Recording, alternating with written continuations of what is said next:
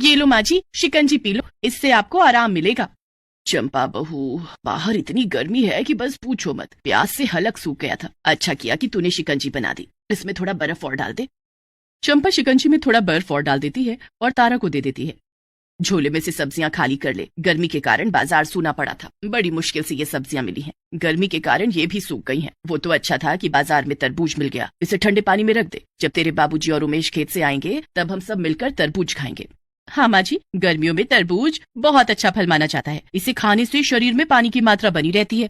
चंपा बहू, ये कूलर हवा क्यों नहीं दे रहा, कहीं इसमें पानी तो खत्म नहीं हो गया। अभी देखती हूँ माँ जी। चंपा ने देखा तो कूलर में सच में पानी खत्म हो गया था। चंपा ने कूलर में पानी डाल दिया, जिसके बाद कूलर ठंडी ठंडी हवाएं देने लगा। गर्मी के मारे दोनों सास बहू की हालत खराब थी। चंपा और तारा जमीन की ठंडक पाने के लिए जमीन पर बैठकर खाना खाती और जमीन पर ही सोती थी। चंपा रोज घर को गोबर से लीपती थी, जिसके कारण घर काफी ठंडा रहता था। इसी ठंडक को पाने के लिए दोनों जमीन पर बैठकर सारे काम करती, जैसे सब्जी काटना, खाना खाना, बालों में कंघी करना। एक दिन चंपा अपने बालों को जोर जोर से खुजा रही थी। तारा का भी यही हाल था। गर्मी के कारण दोनों के बाल बहुत ज्यादा टूटने लगे थे। पूरे घर में चंपा और तारा के बाल टूटकर बिखरे रहते।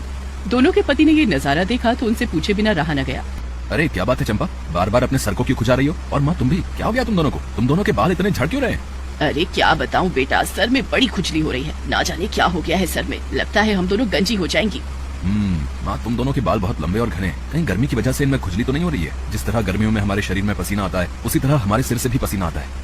अरे मुझे तो लगता है कि इन दोनों सास बहू के सर में जुएं पड़ गई हैं, इसलिए दोनों हमेशा सर खुजाती रहती है। इन दोनों से दूर रहना बेटा, नहीं तो ये हमारे सिर में भी जुएं पड़वा देंगी।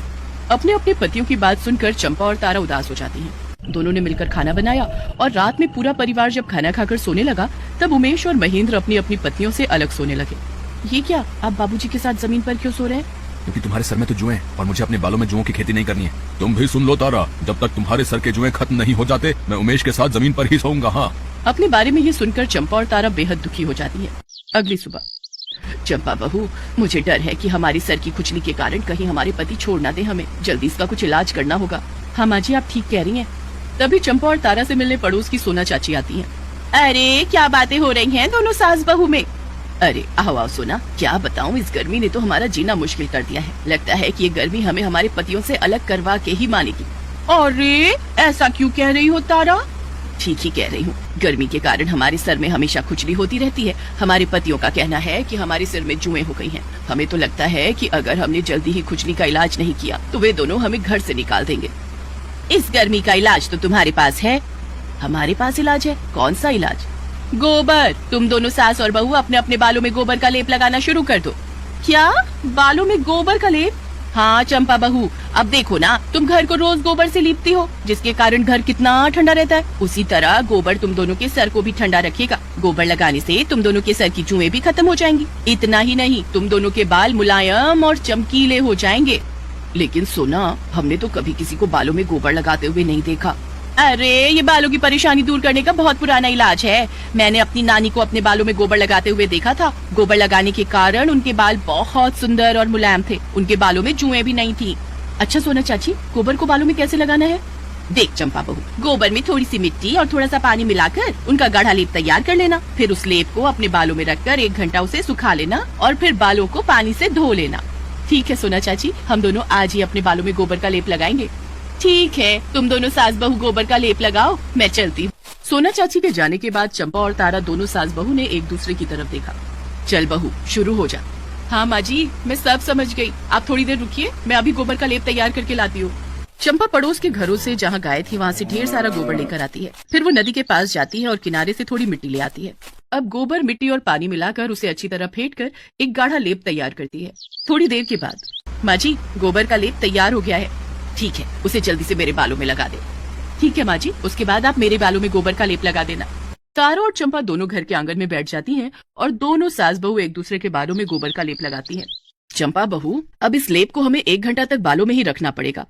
हाँ माँ जी, लेकिन हमारे सिर से कितनी गंदी बदबू आ रही है, सहा नहीं जा रहा। बदबू तो आ रही है चंपा, लेकिन इस लेप से हमारे सर की खुजली ठीक हो जाएगी और गर्मी से हमारे बालों को राहत मिलेगी। लेकिन माँ जी, मुझे डर है कि कहीं इस गोबर के लेप की बदबू बाल धोने के बाद भी न रह जाए। अगर ऐसा हो गया तो हम दोनों के पति हमें जरूर घर से बाहर कर देंगे। दोनों सास बहू बात ही कर रही थी कि दोनों के पति उमेश और महेंद्र खेत से लौट कर आ जाते हैं। अरे चंपा बहू, हमारा खाना लगा दो। जी बाबूजी, अभी लगाती हूँ। लेकिन तभी उमेश और महेंद्र की नजर चंपा और तारा के बालों पर गई। ये तुम दोनों ने अपने बालों में क्या लगाया है? ये तो गोबर की तरह लग रहा है। अरे इनके पास से कितनी बदबू आ रही है। हम दोनों ने अपने अपने बालों में गोबर का लेप लगाया है। क्या गोबर का लेप? तुम दोनों का दिमाग घास चरने गया है क्या? गोबर घर लीपने के लिए होता है, बालों में लगाने के लिए नहीं। आप दोनों को पता है गोबर लगाने से आपके बालों से कितनी बदबू आ रही है? आखिर आप दोनों ये बदबू बर्दाश्त कैसे कर रही हो? हम क्या करते, हमारे पास और कोई रास्ता ही नहीं था। गर्मी के कारण हमारे सिर में बहुत खुजली हो रही थी और जुएं भी हो गई थी। तो बालों में गोबर लगाने की सलाह किसने दी? सोना चाची ने। उन्होंने बताया कि गोबर के लेप से जिस तरह घर ठंडा रहता है उसी तरह हमारे सिर भी ठंडे रहेंगे और बालों में खुजली नहीं होगी, न जुएं होगी, बाल सुंदर और मुलायम हो जाएंगे। भाई तुम दोनों को जो करना है करो, लेकिन अब तुम दोनों रसोई में मत जाना, हम अपना खाना खुद निकाल लेंगे। पिताजी आप बैठिए, मैं खाना निकाल कर लाता हूँ। उमेश खाना निकाल कर लाता है और दोनों बाप बेटे खाना खाकर खेत पर चले जाते हैं। देखा माँ जी, पहले तो ये लोग हमारे साथ एक खाट पर नहीं सोते थे, अब तो ये दोनों हमारे हाथ का खाना भी नहीं खा रहे हैं। परेशान मत हो चंपा बहू, सब ठीक हो जाएगा। देखना इस गोबर के लेप से हमारी सारी परेशानी दूर हो जाएगी। अच्छा अब ये लेप सूख गए हैं, चल बालों को धो लेते हैं। दोनों सास बहू कुएं के पास जाकर अपने अपने बाल धोने लगी। कुएं के आसपास पानी भर रही गांव की औरतें उनके बालों में गोबर लगा देखकर उनका खूब मजाक उड़ाने लगी। माँ जी, ये सब हमारा मजाक उड़ा रही हैं। हमारे सिर पर गोबर लगा है ना, इसीलिए हमें देखकर हंस रही हैं। तू इनकी तरफ ध्यान मत, जल्दी जल्दी बालों को धोकर घर चल। दोनों सास बहू अपने बाल धोकर घर आ जाती हैं। उसके बाद भी उनके बालों से गोबर की बदबू आ रही थी, लेकिन उन्हें गर्मी से राहत जरूर मिल गई थी। चंपा बहू, गोबर का लेप लगाने से सिर को कितनी ठंडक मिली है। आज तो बालों में खुजली भी नहीं हो रही है। हाँ माँ जी, मुझे भी बहुत आराम मिल रहा है। अब हम पूरी गर्मी अपने बालों में गोबर का लेप लगाएंगे। चंपा और तारा दोनों सास बहू अब पूरी गर्मी अपने अपने सिर में गोबर का लेप लगाती। उनके पतियों को इस बात से चिढ़ तो होती थी, लेकिन वो दोनों ये देखकर खुश थे कि अब चंपा और तारा अपना अपना सिर नहीं खुजाती थी और न उनके बाल टूटते थे। कुछ ही दिनों में चंपा और तारा के बाल पहले से ज्यादा घने, सुंदर, चमकदार और मुलायम हो गए थे। उनके बालों की खूबसूरती के चर्चे पूरे गांव में होने लगे। ये देखकर दोनों के पति भी बेहद खुश थे। क्या बात है तारा, तुम्हारे बाल तो पहले से भी ज्यादा सुंदर हो गए हैं। ये सब गोबर के लेप का कमाल है। गोबर लगाने से मेरे और चंपा के बाल पहले से ज्यादा खूबसूरत हो गए हैं। गोबर का लेप सिर्फ घर के लिए ही नहीं बल्कि बालों के लिए भी बहुत लाभदायक है। ठीक है तारा, अगर ये सब गोबर का कमाल है तो तुम दोनों सास बहू अपने अपने बालों में गोबर का लेप ही लगाया करो, ठीक है?